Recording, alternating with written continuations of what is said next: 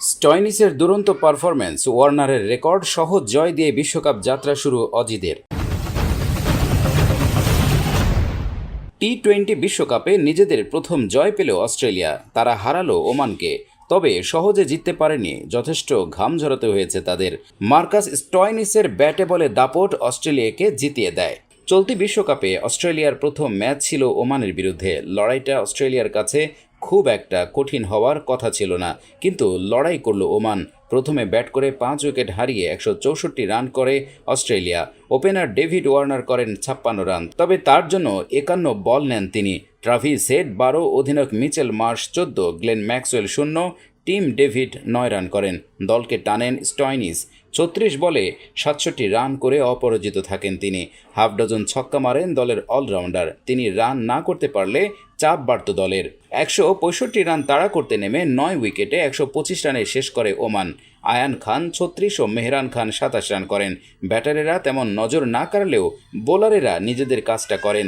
কেকেআরের হয়ে প্রথম কোয়ালিফায়ার ও ফাইনালের ফর্ম বজায় রাখেন স্টার্ক। প্রথম ওভারে উইকেট নেন তিনি। দ্বিতীয় স্পেলে ফিরে আরও একটি উইকেট নেন তিনি। ব্যাটের পর বল হাতেও দাপট দেখান স্টয়নিস। ডোয়েন ব্রাভো ও শেন ওয়াটসনের পরে তিনি তৃতীয় ক্রিকেটার যিনি একটি আন্তর্জাতিক টি-20 ম্যাচে অর্ধশত রান ও 3 উইকেট নিয়েছেন। বাকিদের মধ্যে নাথান এলিস ও অ্যাডাম জাম্পা 2টি করে উইকেট নেন। 39 রানে ম্যাচ জেতে অস্ট্রেলিয়া। বিশ্বকাপে ঐতিহাসিক জয় পেল উগান্ডা। অবশ্য গল্পটা উগান্ডার জন্যই বোধ হয় দারুণ। পাপুয়া নিউগিনির জন্য স্বপ্নভঙ্গের। লড়াই করতে করতে আরও একবার হেরেছে দ্বিতীয়বার বিশ্বকাপ খেলতে আসা পাপুয়া নিউগিনি। বিশ্বকাপে নিজেদের প্রথম ম্যাচে ওয়েস্ট ইন্ডিজের বিপক্ষে 5 উইকেটে হারের পর উগান্ডার বিপক্ষে 3 উইকেটে হেরেছে তারা। গায়ানায় পাপুয়া নিউগিনির দেয়া 78 রানের লক্ষ্য উগান্ডা টপকে গেছে 10 বল হাতে রেখে। দলটির স্বপ্নভঙ্গের গল্পে উগান্ডার আগ্রহ থাকার কথা নয়, কারণ উগান্ডা যে প্রথম বিশ্বকাপ খেলতে এসেই ঐতিহাসিক জয় তুলে নিয়েছে, সেটাও মাত্র দ্বিতীয় ম্যাচে। তাই দিনটা তাদের জন্য খুবই উৎসবের।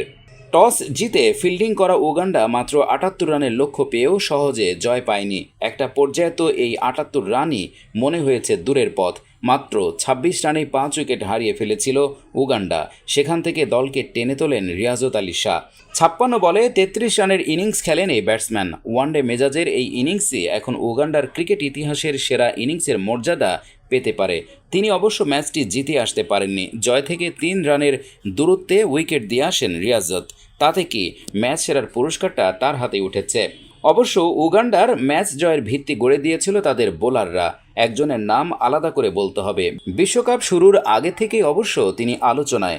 অভিষেকের পর 27 বছর অপেক্ষা করে বিশ্বকাপ খেলা 43 বছর বয়সী ফ্র্যাঙ্ক এনসুবোগা বিশ্বকাপে নিজের প্রথম ম্যাচেই গড়েছেন রেকর্ড। 4 ওভারে 4 রানে 2 উইকেট তুলে নিয়েছেন এই স্পিনার। টি-20 বিশ্বকাপ ইতিহাসে সবচেয়ে কিপ্টে স্পেল। এর আগে সবচেয়ে কিপ্টে স্পেলের রেকর্ড ছিল আনরিক নরকিয়ার। এই বিশ্বকাপেই শ্রীলঙ্কার বিপক্ষে 4 ওভার বোলিং করে 7 রানে 4 উইকেট নিয়েছিলেন নরকিয়া। উগান্ডার হয়ে 2টি করে উইকেট নিয়েছেন আলপেশ রমজানি, কসমাস কিয়েউতা ও জুমা মিয়াজি।